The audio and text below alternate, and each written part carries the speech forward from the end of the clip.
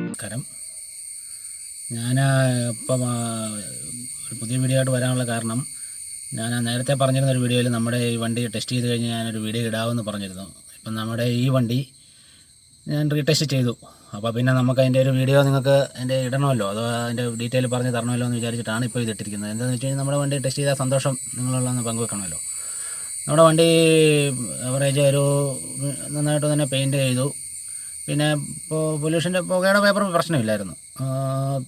ലൈറ്റെല്ലാം ക്ലിയറാക്കി, tyre 2 മാറി. അപ്പം അങ്ങനെ തന്നെ അത്രയും ചെയ്തേ ഉള്ളൂ, വേറെ ഒന്നും ചെയ്യേണ്ടി വന്നില്ല. നമ്മുടെ വണ്ടി കൊണ്ടുപോയി അന്നേരം തന്നെ വെഹിക്കിൾ ടെസ്റ്റ് ചെയ്തു നോർമലായിട്ട് തന്നെ. അപ്പം ഞാൻ വെഹിക്കിളിനോട് ചോദിച്ചപ്പോൾ ഇതെന്തൊക്കെയാണ് പുതിയ 15 വർഷം കഴിഞ്ഞുള്ള വണ്ടിയല്ല 20 വർഷം കഴിഞ്ഞുള്ള വണ്ടിക്ക് എന്താണ് ഇപ്പം നോക്കുന്ന കാര്യങ്ങൾ എന്നുള്ളത് അത് പറഞ്ഞത്, കമ്പ്യൂട്ടറിന് ടെസ്റ്റ് വന്നു കഴിഞ്ഞാൽ എന്താണെന്ന് അറിയത്തില്ല. ഇപ്പം നോക്കുന്നത് റണ്ണിങ് കണ്ടീഷൻ മാത്രമാണ് നോക്കുന്നത്. അതിൽ തന്നെ വണ്ടിയുടെ ലൈറ്റ് ഭാഗങ്ങൾ, ബ്രേക്ക്, ഇങ്ങനെയുള്ള കാര്യങ്ങളൊക്കെ അവർ നോക്കുന്നുള്ളൂ. വേറെ കൂടുതൽ കാര്യങ്ങൾ ഇൻറ്റീരിയറൊക്കെ ഒരു ഫ്രഷ് ആണല്ലോ. നമ്മൾ പിന്നെ വിൻറ്റേജ് വണ്ടികൾ നമ്മളെല്ലാവരും പിന്നെ പൊതുവെ നന്നാക്കി തന്നെയായിരുന്നു വെച്ചുകൊണ്ടിരിക്കുന്നത്. അല്ലാണ്ട് ആരും മോശമായിട്ട് കൊണ്ടു നടക്കുന്നൊരു കുറവാണ്. അപ്പം എല്ലാവരും അതൊന്ന് ശ്രദ്ധിക്കുക, എത്രയും പെട്ടെന്ന് തന്നെ കൊണ്ടുപോയി ടെസ്റ്റ് ചെയ്യുക. കാരണം ഇപ്പോഴീ ലോക്ക്ഡൗണിൻ്റെ ഇത് ഇളവുകൾ ആയതുകൊണ്ട് ഫൈനൊന്നും ഇല്ലാതെ തന്നെ നമുക്ക് ടെസ്റ്റ് ചെയ്യാൻ പറ്റും. നമ്മൾ എത്രയും പെട്ടെന്ന് ടെസ്റ്റ് ചെയ്യുക. പെട്രോൾ വണ്ടിക്ക് കുഴപ്പമൊന്നുമില്ല, മാരുതി 800 അങ്ങനെയുള്ള വണ്ടികൾ. ഡീസൽ വണ്ടികളുള്ളവർ പ്രത്യേകം ഒന്ന് ഈ ഡേറ്റ് കഴിയാതെ തന്നെ മുമ്പേ തന്നെ ടെസ്റ്റ് ചെയ്യാൻ നോക്കുക. ആ കൂട്ടത്തിൽ തന്നെ അറിയാൻ കഴിഞ്ഞത് ഈ ഗുഡ്സ് ഓട്ടോയ്ക്ക് 15 വർഷത്തേക്ക് കിട്ടുള്ളൂ. വീണ്ടും പുതിയതായിട്ട് ടെസ്റ്റ് ചെയ്യാൻ കിട്ടാൻ സാധ്യത കുറവാണെന്നാണ് അവർ പറഞ്ഞത്. ടെസ്റ്റ് ചെയ്യാൻ പറ്റത്തില്ല 15 വർഷം. പക്ഷേ പാസഞ്ചർ ഓട്ടോ എന്താണെന്ന് വെച്ച് കഴിഞ്ഞാൽ 5 വർഷം കൂടെ പ്രൈവറ്റായിട്ട് യൂസ് ചെയ്യാനായിട്ട് ടെസ്റ്റ് ചെയ്ത് കിട്ടും.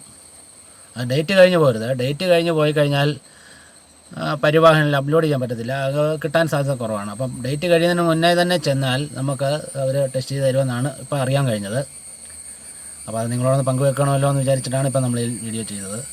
പിന്നീട് ഉള്ളൊരു പ്രധാന കാര്യം, നമ്മൾ ഇപ്പോൾ ഈ ലോക്ക്ഡൗണിലായതുകൊണ്ട് ഇപ്പോൾ 8 ദിവസം എന്നുള്ളത് 16 ദിവസത്തേക്ക് നീട്ടി. ഇനി അത് മുമ്പോട്ട് നീട്ടുമെന്ന് അറിയത്തില്ല. അപ്പോൾ അതുകൊണ്ട് നമ്മൾ എന്താ ചെയ്യേണ്ടതെന്ന് വെച്ച് കഴിഞ്ഞാൽ, നമ്മുടെ പഴയ വണ്ടികൾ ഉള്ളവർ ഒന്നെങ്കിൽ അതിൻ്റെ ബാറ്ററി ഊരി മാറ്റി വെക്കുക, അതല്ലെങ്കിൽ 2 ദിവസം കൂടുമ്പോൾ ഒന്ന് സ്റ്റാർട്ടാക്കി ഇടുക.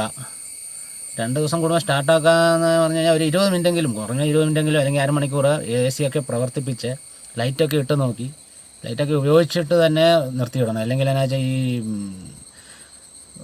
ചെമ്പ് ഭാഗങ്ങളുള്ള ഈ സ്വിച്ചിൻ്റെ ഉള്ളിലൊക്കെ ഉള്ള പഴയ വണ്ടികളുടെ കാര്യമാണ് കേട്ടോ പറയുന്നത്. സ്വിച്ചിൻ്റെ ഉള്ളിലൊക്കെ ചെമ്പിൻ്റെ ഭാഗങ്ങളുള്ളിടത്ത് ക്ലാവ് കയറിയിരിക്കാൻ സാധ്യതയുണ്ട്. അത് വർക്ക് ചെയ്യാൻ പിന്നീട് അത് മാറേണ്ടി വരും.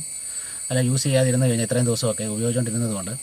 പിന്നീട് ബാറ്ററി അങ്ങനെ തന്നെ ഇരുന്നാലും കുറച്ച് കഴിഞ്ഞാൽ അവിടെ ക്ലാവ് പിടിച്ചിട്ട് ഡിസ്ചാർജ് ആയി പോകാൻ സാധ്യതയുണ്ട്. അപ്പോൾ ഇതൊന്നും സംഭവിച്ച് നമുക്ക് നഷ്ടം വരാതിരിക്കണമെങ്കിൽ നമ്മൾ ഇടയ്ക്കൊന്ന് സ്റ്റാർട്ടാക്കി ഇടുക കുറച്ച് സമയം.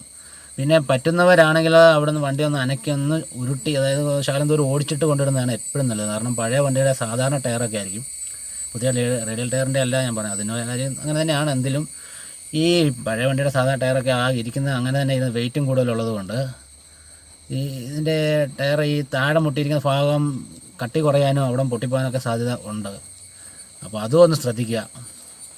അപ്പോൾ ഇത്രയും കാര്യങ്ങളെ പറയാനുള്ളൂ. എല്ലാവരും ലോക്ക്ഡൗണൊക്കെ കഴിഞ്ഞ് നമുക്ക് പുതിയ പുതിയ യാത്ര പോകാനും പുതിയ പുതിയ വീഡിയോ ഇടാനും സാധിക്കട്ടെ എന്ന് ആഗ്രഹിക്കുന്നു. നമ്മുടെ ചാനൽ സബ്സ്ക്രൈബ് ചെയ്യാത്തവർ ഉണ്ടെങ്കിലൊന്ന് തീർച്ചയായിട്ടും സബ്സ്ക്രൈബ് ചെയ്യുക. പിന്നെ കൂട്ടുകാർക്കൊക്കെ ഷെയർ ചെയ്ത് കൊടുക്കുക. നിങ്ങൾക്ക് ഇഷ്ടപ്പെട്ടെന്നുണ്ടെങ്കിൽ കൂട്ടുകാർക്ക് ഷെയർ ചെയ്ത് കൊടുക്കുക, പരമാവധി സപ്പോർട്ട് ചെയ്യുക. ആ ബെല്ലൈക്കണോട് ഒന്ന് എനേബിൾ ആക്കി വെക്കുകയാണെങ്കിൽ നമ്മൾ ഇടുന്ന വീഡിയോകൾ നിങ്ങൾക്ക് കിട്ടുന്നതാണ്. അതിന് ഓൾ ബട്ടനോട് ഞാൻ നീക്കി കൊടുക്കുക. അപ്പോൾ എല്ലാ കൂട്ടുകാർക്കും എന്താ പറയുക, നമുക്ക് ഈ ലോക്ക്ഡൗൺ ആണ്, അതുകൊണ്ട് നമ്മൾ വേറെ ഒന്നും പറയാനില്ല. പുതിയൊരു വീഡിയോ ആയിട്ട് വരുന്നവരെ ഗുഡ് ബൈ. ഓക്കെ.